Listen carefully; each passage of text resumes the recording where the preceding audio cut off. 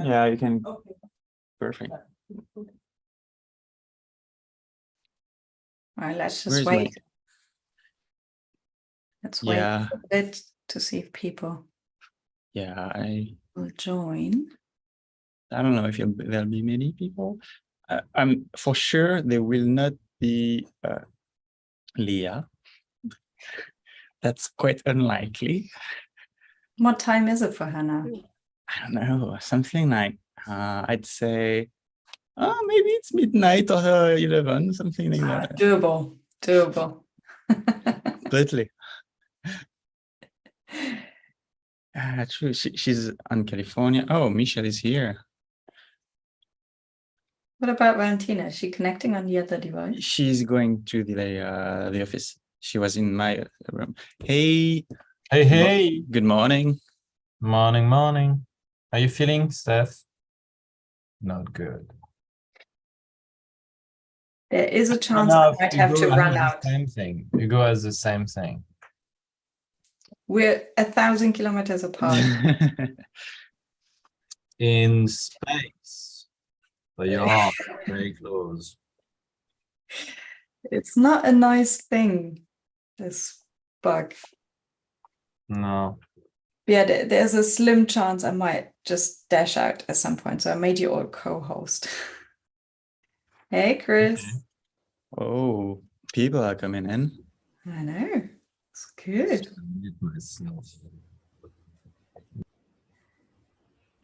That's looking like a proper office now, Chris. We can't hear you. We can't hear you. Great office, no microphone. Can't have it all. I didn't use Zoom for a while. So I changed my mic. Don't we all? I got that now. Oh, that's with a professional lights. Setup. Nice one. Hello. Hey. Hello. Good morning. Good morning.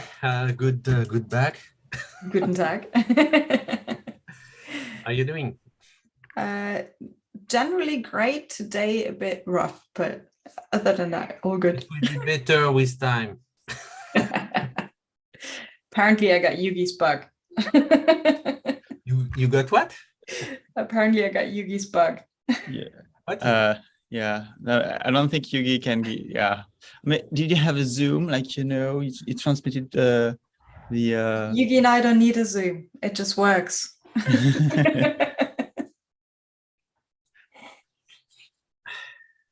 He knows where to find me and give me all his kid flu stuff.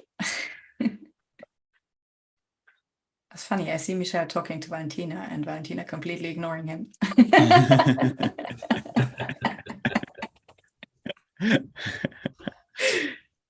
Oh, all right. Well, whatever those two have going on, and everyone's distracted. We're just gonna make a start now, guys. Yeah.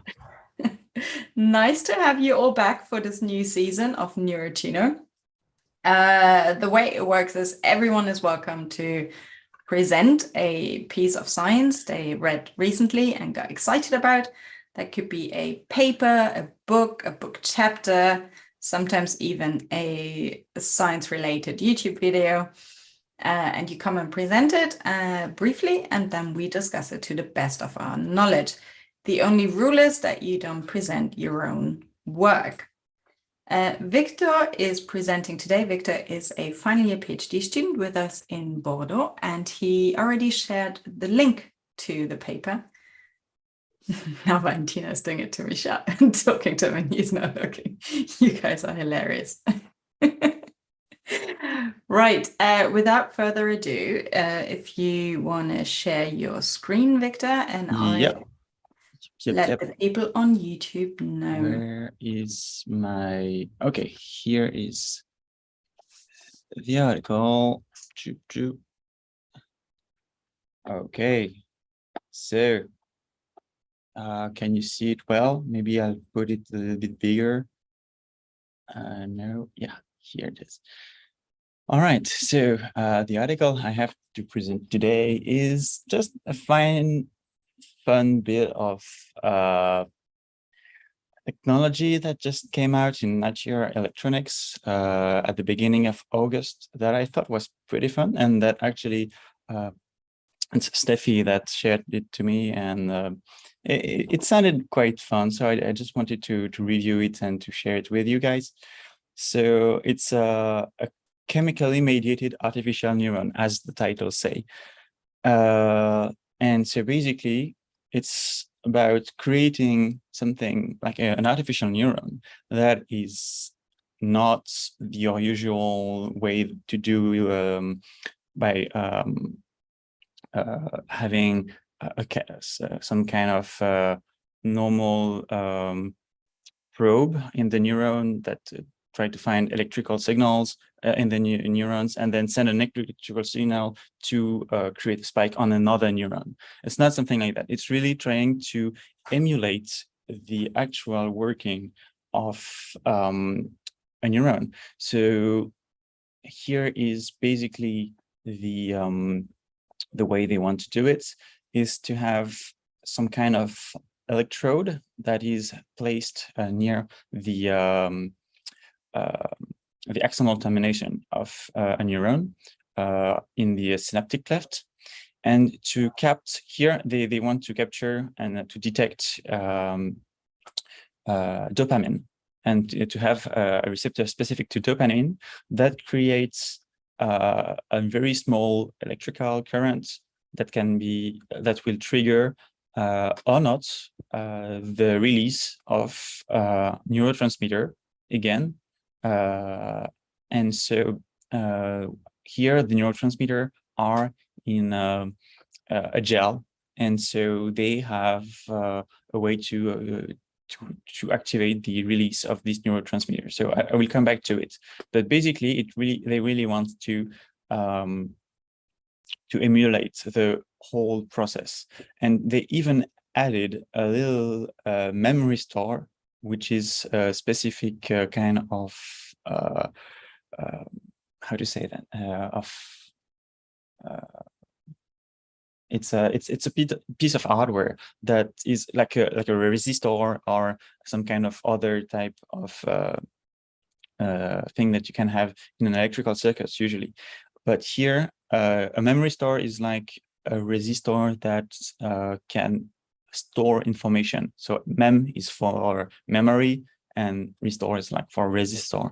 Basically, it's a resistor that changes its resistance depending on previous currents that went through it. I will explain why it's important later. But so what they did is to the whole article goes to quite a lot of details about how they made and tested all the different components, and it's interesting, but a lot of it is quite over my head. So I briefly mention them, and actually I think the whole thing I won't have that much thing to say about it because most of the fine details are too complicated for me.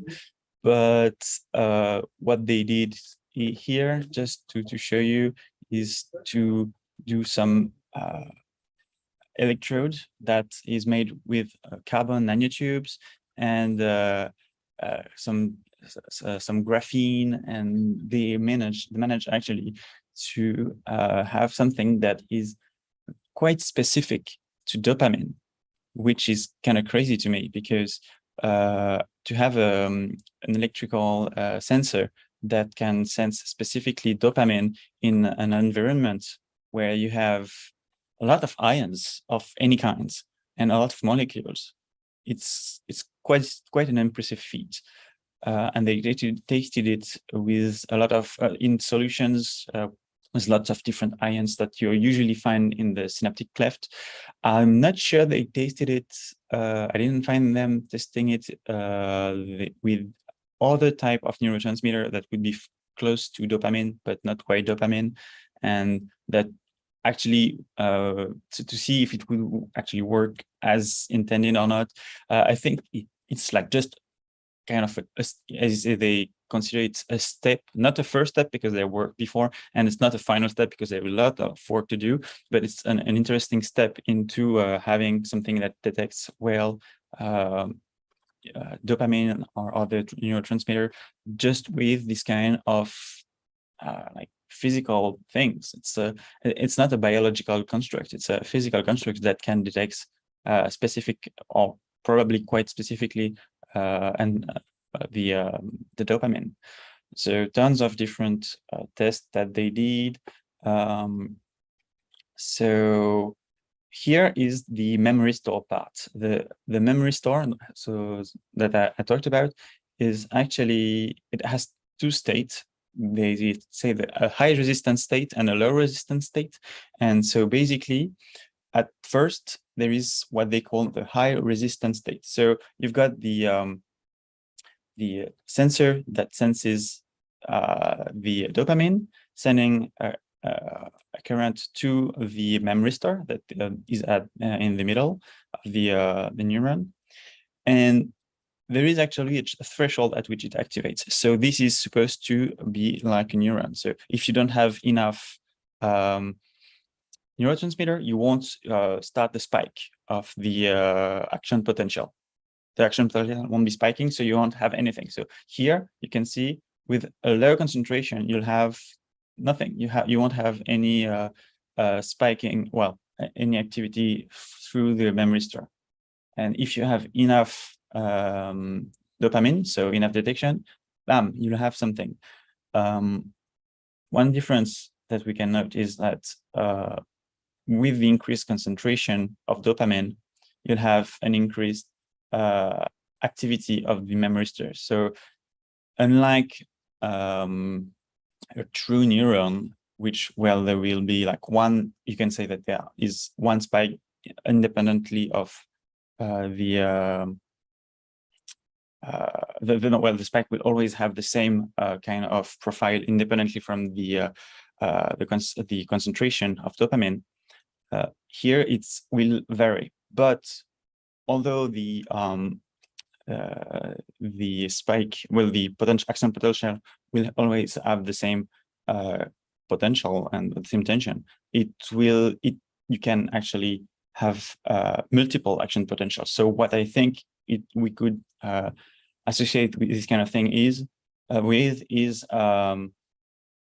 no action potential here, because not enough current from the sensor, then like one action potential here, and then like several action potentials here, like the equivalent at what it would be in a biological system. So it still, I think it kind of makes sense. And so the thresholding of the activity is one thing that you have with the memory store, but the other thing is that it changes state depending on what it received before. So actually, if you send a lot of current through it, say there is like a lot of dopamine that arrives in the sensor at one point, it will decrease the threshold of the memory store for the for future activities.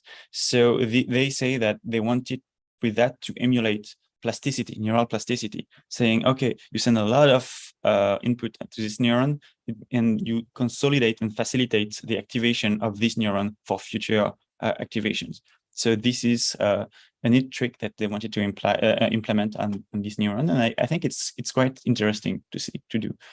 Not sure it's super biologically relatable, but it's a really nice trick, and I think there is a very good potential for that.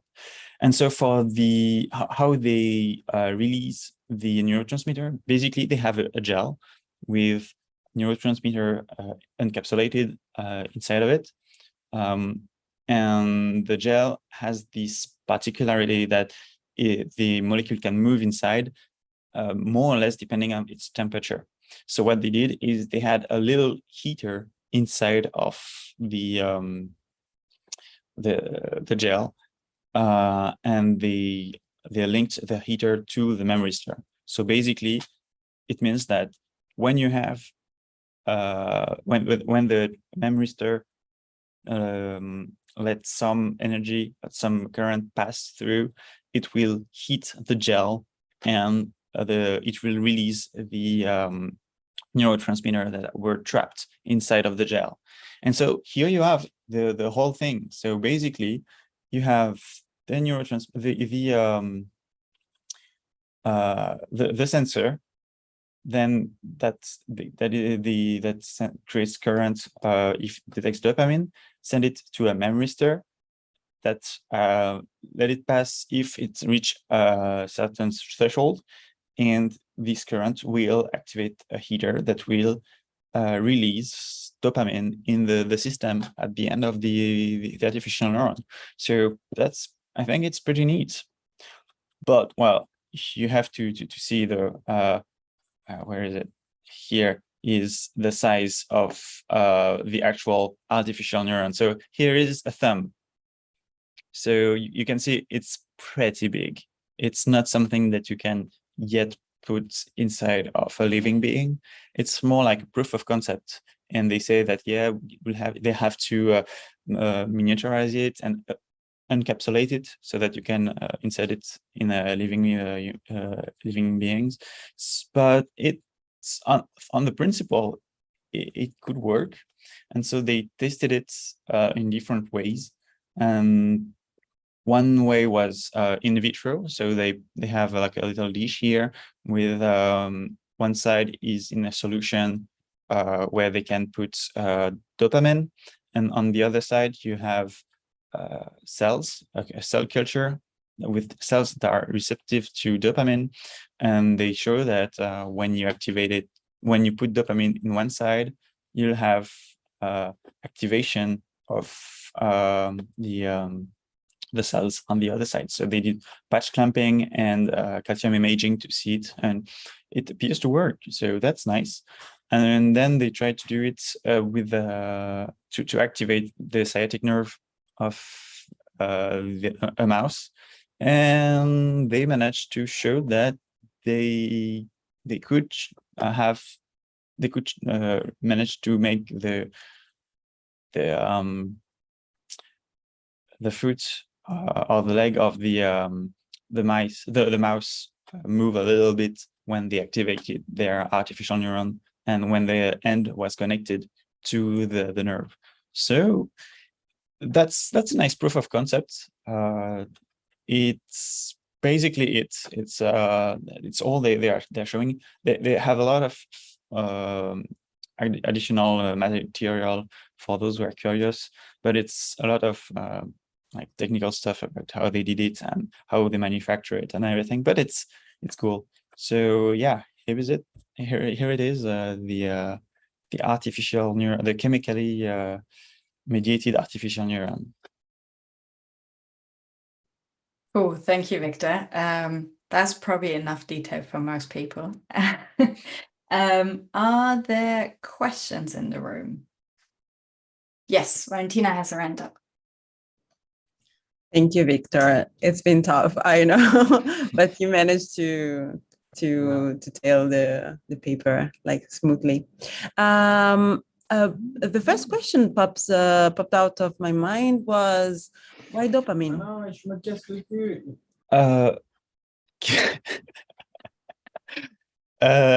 dopamine? That's actually a good question. I don't know.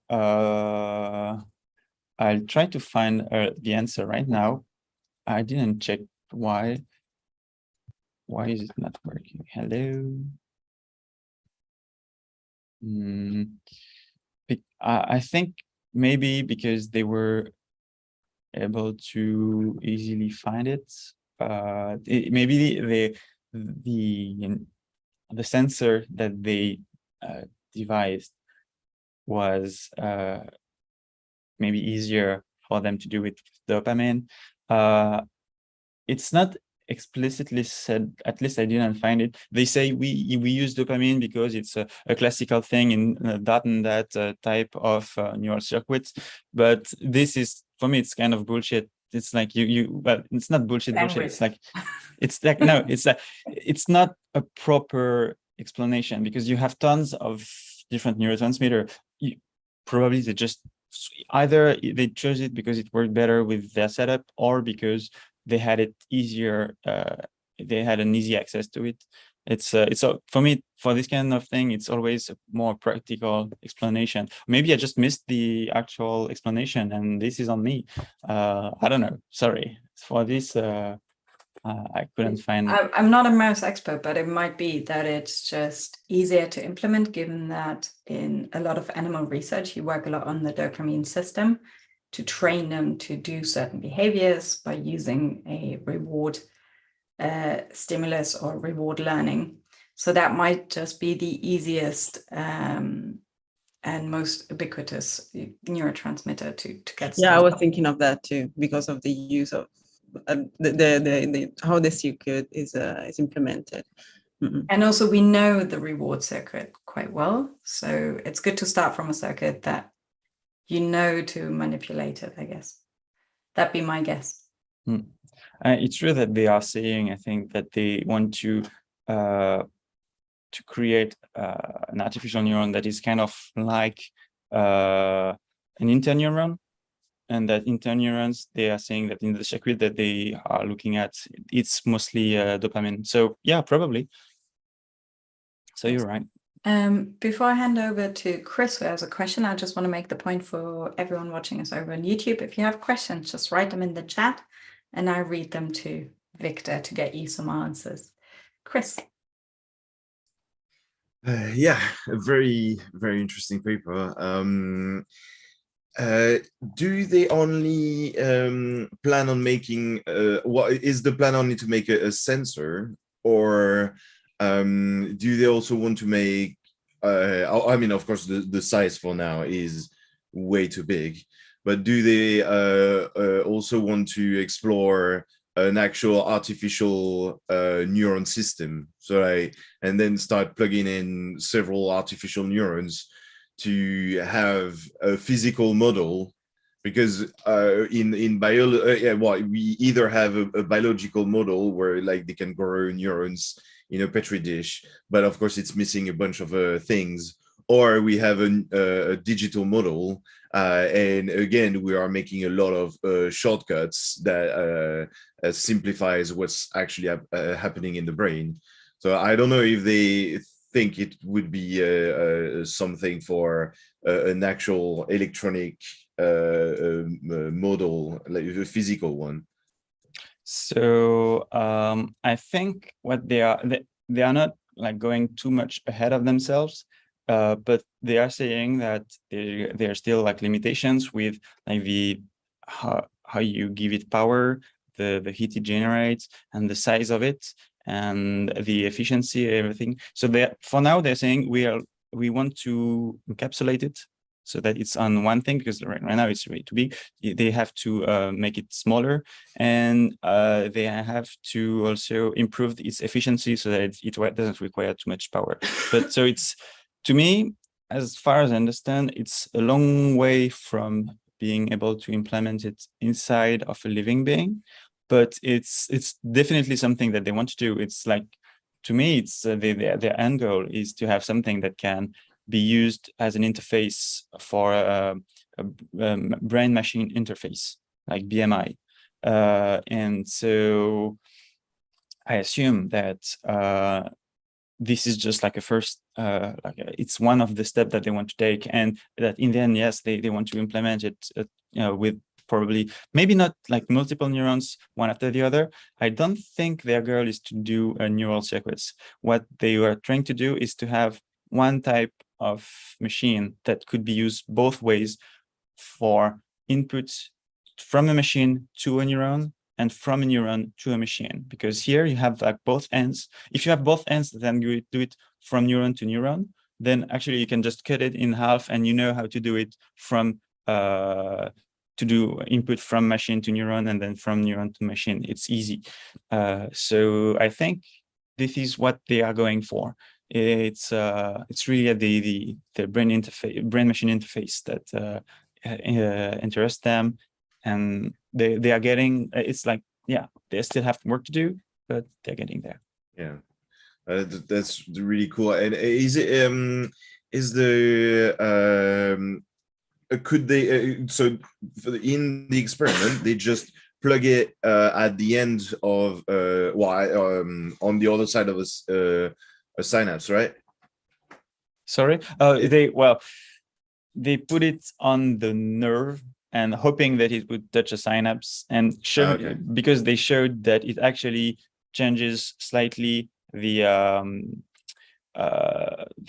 shape of the food. They say, okay, so it did manage to send some neurotransmitter to a nearby synapse, and which did increase the tension in the muscle. So yeah. Yeah, so now I mean, for now it's still pretty Rough. Yeah. experimental. So they are trying to get it, but I was thinking because you could either like remove one side of the synapse and plug your artificial neuron on the other side, but I don't know if it would be possible to have it just observe what's happening in the synapse. I think it'd be hard. I don't think we'll be able anytime soon to have something that is plugged to a specific synapse. It's way too small. Yeah. So, Oh yeah. I mean, I'm not saying this one would be able to do it, but I don't know if maybe in the future. It just sparks so many cool things that could come from this machine that is for now way too big. But if we manage to, if some people manage to make it smaller, it would be so incredible. No, I'm sure. Honestly, I'm super excited about this kind of thing. One thing that I'm afraid of is how they I didn't find it on the article, but how they plan to restore the neurotransmitter in the hydrogel. Because the more you use it, the more you spend basically your neurotransmitter. So at the end, it will be empty, and the neuron, the artificial neuron won't be able to signal anything. But I mean, that's part of the process of developing this kind of thing. It's like this thing is already quite incredible. So it still has a lot of steps to go through to actually give something that can be used for a long-term thing. But it's still pretty cool, I think. Yeah, definitely. How far away do you think are we from implementing this in the clinic? Oh, very far away. Because I mean, it could be used for prosthetics, typically, but with clinical things, it always takes a lot of time, a lot of testing, and a lot of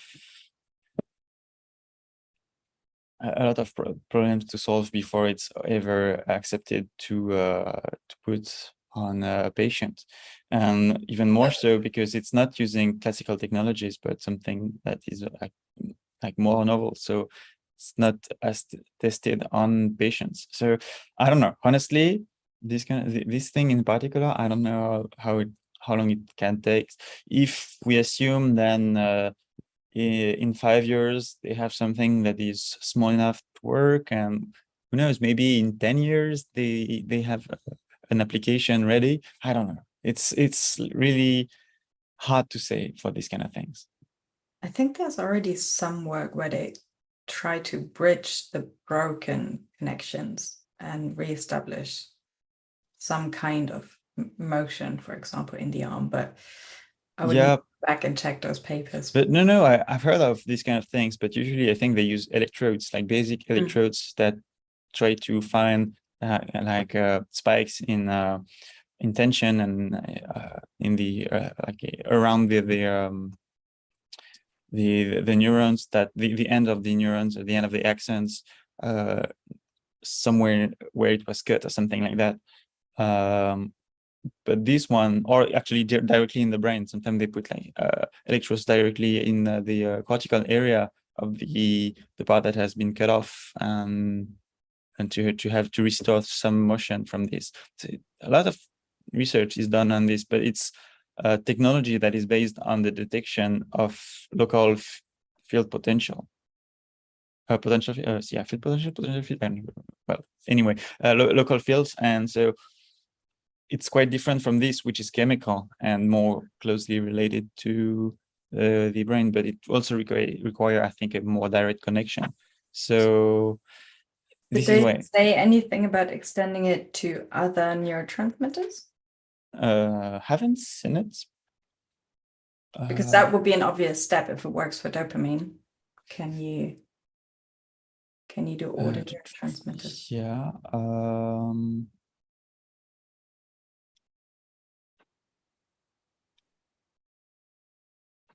Don't worry, if you haven't found out. Yeah, I don't know. Give it a read.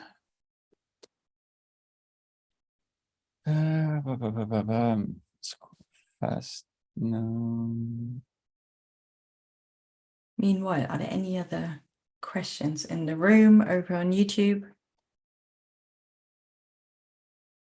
No, not that I can see. In that case, Victor, we yeah, I don't see. keep having the conversation Sure. offline about this, and we let everyone else start their Monday morning. And wish you an exciting week in science, and we see you next Monday, 9:30, for Neuroccino. Have a good week. Bye. Bye bye.